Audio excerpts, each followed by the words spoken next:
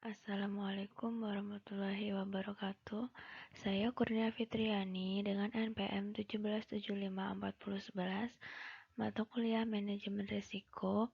Di sini akan menjelaskan laporan hasil survei saya yang berjudul Analisis Risiko Usaha Tani Pembibitan Alpukat di Desa Gunung Mas, Kecamatan Marga Sekampung, Kabupaten Lampung Timur.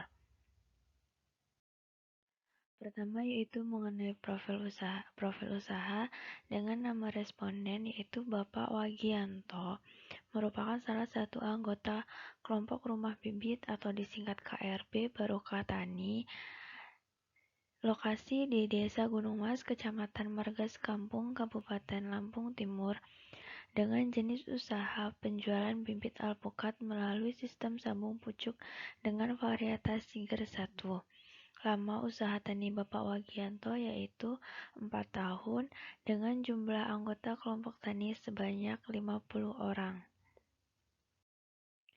Identifikasi risiko ini diperoleh berdasarkan survei langsung yang terdiri dari 6 poin. Untuk yang pertama yaitu kekurangan bahan baku, yang kedua kesulitan pengadaan saprodi, yang ketiga serangan OPT, keempat penurunan penjualan, kelima penurunan harga, dan keenam kerusakan barang.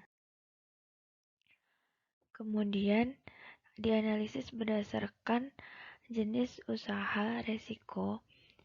6 resiko tersebut merupakan resiko murni karena dampak dari semua resiko ini ada dua, yaitu antara rugi dan BEP, break-even point ataupun impas. Yaitu saat resiko ini dapat ditangani, maka tidak akan menambah keuntungan atau hanya impas, yaitu break-even point. Tetapi kalau tidak dapat ditangani, maka akan rugi.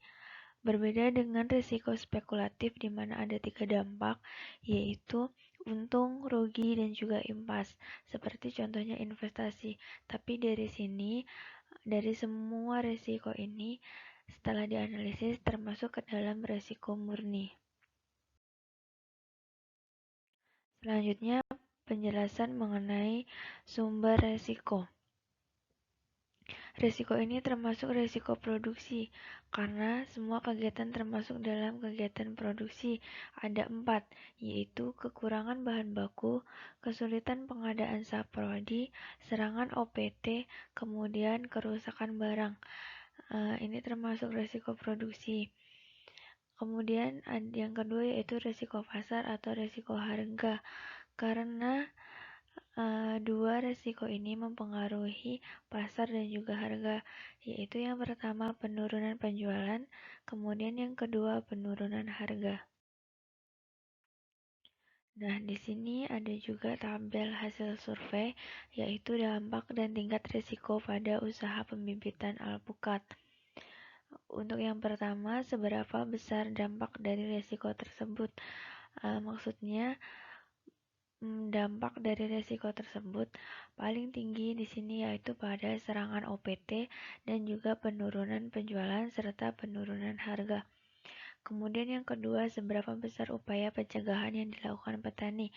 Tingkat pencegahan paling besar dilakukan oleh petani yaitu pada kegiatan kesulitan, yaitu pada risiko, maksudnya kesulitan pengadaan saprodi dan penurunan penjualan serta kerusakan barang.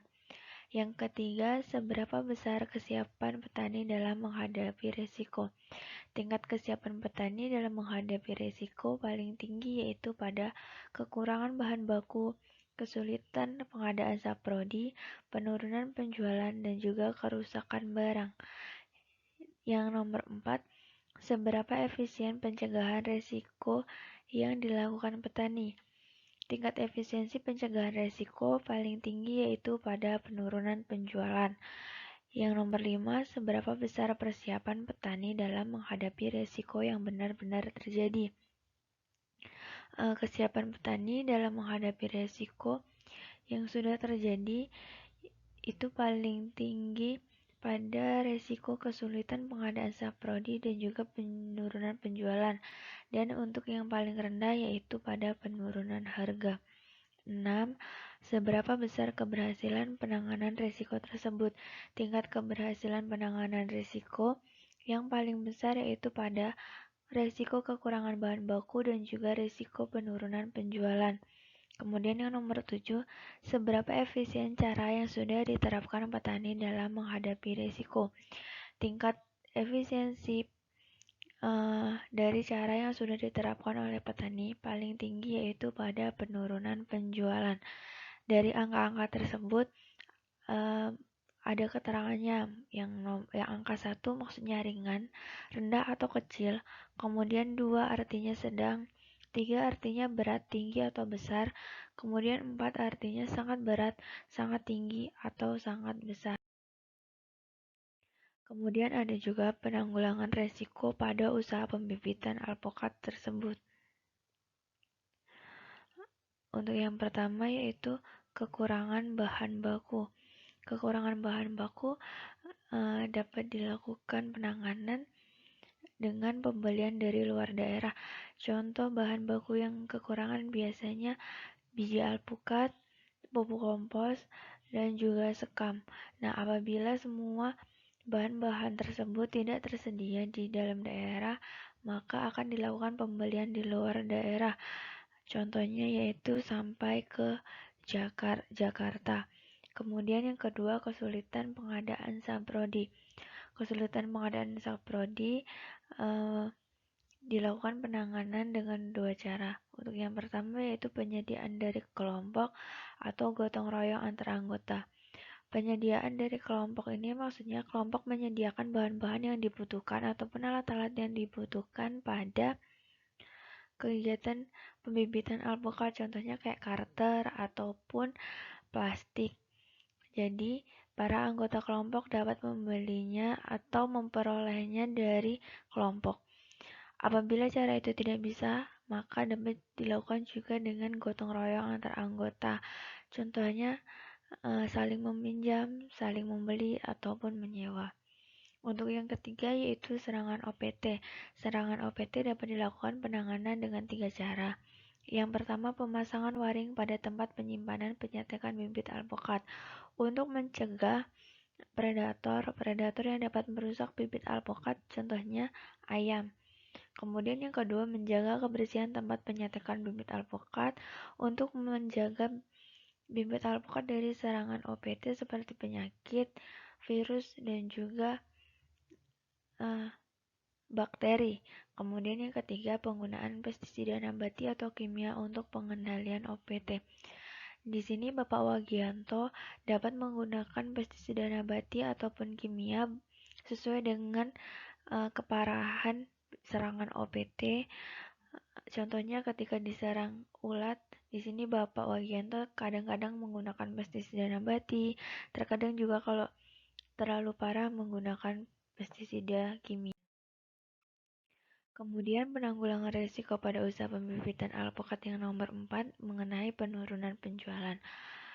Penanganan penurunan penjualan ada 2 cara. Yang pertama, perluasan wilayah serta kerjasama dengan supplier. Yang ketiga, pemasaran melalui online maupun offline. Perluasan wilayah ini berguna untuk meningkatkan penjualan. Jadi tidak hanya stuck pada satu wilayah, tapi juga memperluas penjualan untuk terus meningkatkan penjualan. Ataupun juga bisa kerjasama dengan supplier untuk menjadikan perantara antara produsen dan juga konsumen. Jadi Bapak Wagianto tidak perlu susah-susah mencari konsumen secara langsung, yaitu dengan cara kerjasama dapat dibantu oleh supplier untuk mendistribusikan bibit-bibit alpukat tersebut kepada konsumen yang membutuhkan. Kemudian yang kedua, pemasaran melalui online maupun offline. Pemasaran melalui online dapat memudahkan konsumen atau pembeli untuk membeli bibit alpukat, apalagi pada masa pandemi seperti ini. Jadi dilakukan 2 sistem pemasaran, yaitu melalui online maupun offline. Kemudian yang kelima, penurunan harga. Penanganan untuk mencegah penurunan harga yaitu melalui stabilitas kualitas bibit alpukat. Kualitas sudah pasti akan mempengaruhi harga. Jadi dengan stabilitas kualitas diharapkan dapat juga menstabilitaskan harga. Kemudian yang selanjutnya yaitu penanganan pada kerusakan barang. Ada dua cara, yaitu perawatan yang maksimal, contohnya pemasangan waring atau penempatan lahan yang tepat eh, seperti di tempat bibit tersebut ditutupi jadi tidak terkena hujan secara terus-menerus yang juga dapat memberikan penyakit kepada bibit alpukat yang akan dijual. Yang kedua yaitu seperti yang dijelaskan sebelumnya dengan waring. Kemudian penanganan kerusakan barang yang kedua yaitu melalui penyortiran, pemakingan, dan juga pengangkutan yang baik. Melalui penyortiran, pemakingan, dan pengangkutan yang baik dapat menjamin produk tidak rusak ataupun selamat hingga ke tangan konsumen. Mungkin sekian laporan mengenai resiko usaha tani pembibitan alpukat di Desa Gunung Mas, Kecamatan Margas Kampung, Kabupaten Lampung Timur yang dapat saya sampaikan. Kurang dan lebihnya saya mohon maaf. Saya akhiri. Wassalamualaikum warahmatullahi wabarakatuh.